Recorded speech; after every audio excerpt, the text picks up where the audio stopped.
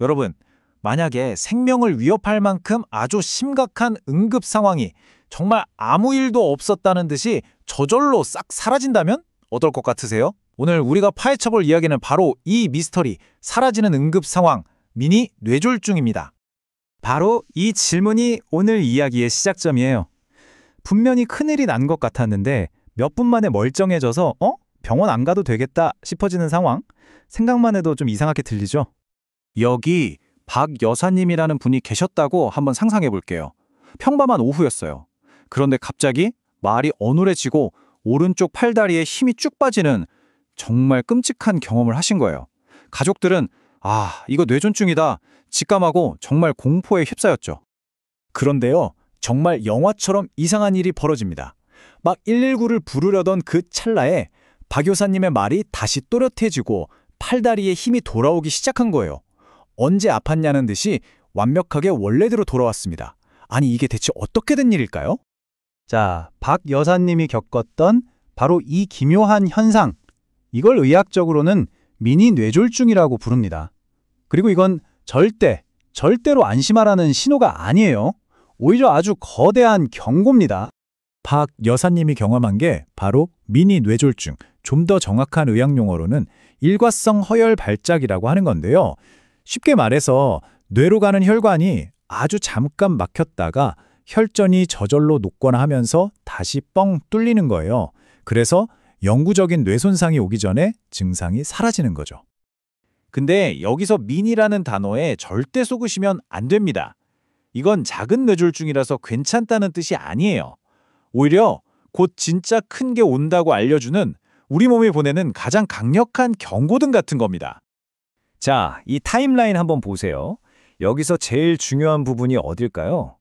바로 증상이 사라진 직후 이 결정적 위험 기간입니다. 이때가 가장 위험해요. 왜냐하면 연구들을 보면요, 이 미니 뇌졸중을 겪고 나서 며칠이나 몇 주 안에 실제 뇌졸중이 발생할 위험이 폭발적으로 증가하기 때문이에요. 그렇다면 이렇게 위험한 경고 신호, 우리가 도대체 어떻게 알아챌 수 있을까요?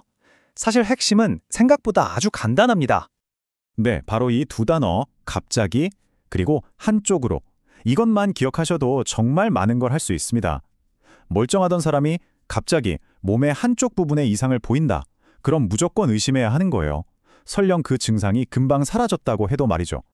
뇌졸중의 대표적인 증상 3가지인데요. 미니 뇌졸중에서도 똑같이 나타나요.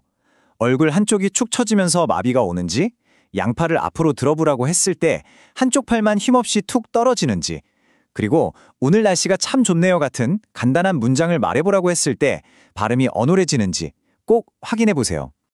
아니 근데 증상이 왜 꼭 한쪽으로만 나타날까 궁금하셨죠? 그건 우리 뇌가 우리 몸을 이렇게 X자로 교차해서 지배하기 때문이에요.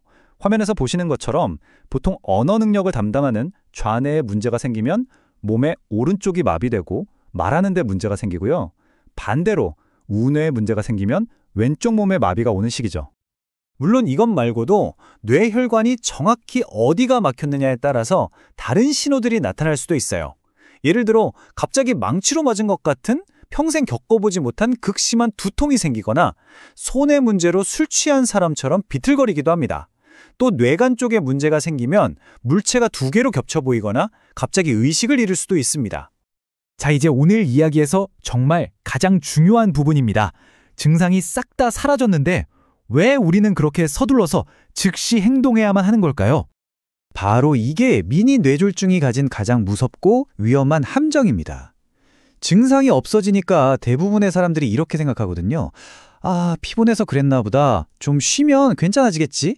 이렇게 안심하면서 정말 중요한 골든타임을 그냥 흘려보내게 되는 거죠. 맞습니다. 다 나아서 멀쩡해졌는데 왜 굳이 응급실까지 달려가야 할까요? 이 질문에 대한 대답이 오늘 우리가 꼭 알아야 할 핵심입니다. 이 문장 정말 마음속에 꼭 새겨주세요. 미니 뇌졸중은요, 진짜 본 공연, 그러니까 평생 영구적인 장애를 남길 수 있는 진짜 뇌졸중의 예행 연습이나 마찬가지예요. 우리 몸이 보내는 마지막 경고이자 어쩌면 우리가 재앙을 막을 수 있는 마지막 기회인 셈이죠. 우리가 응급실에 가는 목적은 아주 명확합니다. CT나 MRI 같은 검사를 통해서 도대체 어느 혈관이 말썽을 부리고 있는지 그 근본적인 원인을 정확하게 찾아내는 거예요. 그리고 그 원인을 해결할 예방치료를 즉시 시작해서 곧 닥쳐올지도 모를 진짜 재앙, 즉 영구적인 뇌졸중을 미리 막는 겁니다. 다시 한번 기억해 주세요. 응급실에 가는 건 잠깐 나타났다 사라진 그 증상을 치료하기 위해서가 아니에요. 한번 발생하면 어쩌면 영원히 사라지지 않을지도 모를 마비나 언어장애 같은 후유증을 미리 예방하기 위한 가장 중요하고 시급한 조치입니다. 마지막으로 여러분께 이 질문을 한번 드려보고 싶습니다. 만약 내 부모님, 내 배우자, 내 아이에게 갑자기 몸 한쪽으로 마비나 언어장애가 나타났다가 몇 분 만에 멀쩡해졌어요. 이게 곧 닥쳐올 거대한 재앙의 전조신호일 수 있다는 걸 알게 된 지금 여러분은 과연 괜찮아지겠지 하면서 그냥 기다리시겠습니까?